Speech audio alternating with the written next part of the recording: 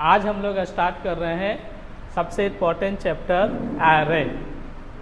अभी तक हम लोग ने सीखा है कि जब भी बहुत सारे वेरिएबल में हम लोग को स्टोर करना रहता है तो एक वेरिएबल में एक ही वैल्यू को स्टोर कर सकते हैं, बट बहुत सारे वैल्यू को स्टोर करना रहता है तो बहुत सारे नंबर को हम लोग लेते हैं। जैसे दो वेरिएबल ए और बी अलग अलग वैल्यू को स्टोर किए, लेकिन एक ही वेरिएबल में बहुत सारे नंबर को स्टोर करना है तो उस कॉन्सेप्ट के लिए है एरे।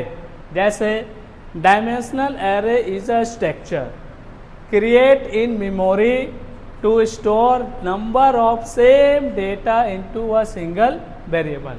दैट मीन्स एक सिंगल वेरिएबल में हम लोग बहुत सारे नंबर को स्टोर कर सकते हैं।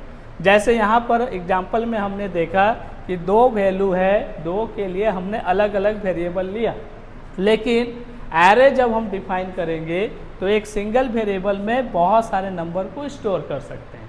जैसे एग्जांपल हमने एक ब्रैकेट के अंदर में लिखा 5, इस ब्रैकेट को कहा जाता है सबस्क्रिप्ट, और ब्रैकेट के अंदर जो नंबर लिखे गए हैं वो है साइज।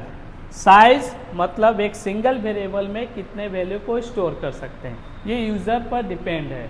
यहाँ पर 5 लिखे हैं, दैट मीन्स कंप्यूटर के मेमोरी में क्या होगा, एक स्ट्रक्चर क्रिएट होगा जिसमें 5 ब्लॉक बनेंगे और अलग अलग ब्लॉक में हम अलग अलग डिफरेंट टाइप्स ऑफ नंबर को स्टोर कर सकते हैं। जैसा कि डिफिनेशन में लिखा हुआ था, array is a structure create in memory, मतलब मेमोरी में एक स्ट्रक्चर को बनाए, store number of same data.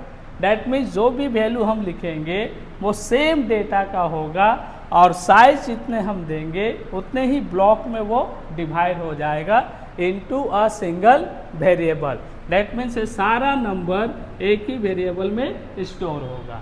जैसे कि हमने इसमें लिखा 7, 1, 10, 20, -5, किसी भी नंबर को हम यहाँ स्टोर कर सकते हैं, लेकिन ये ध्यान देना है कि इसमें एक ही डेटा टाइप का होना चाहिए।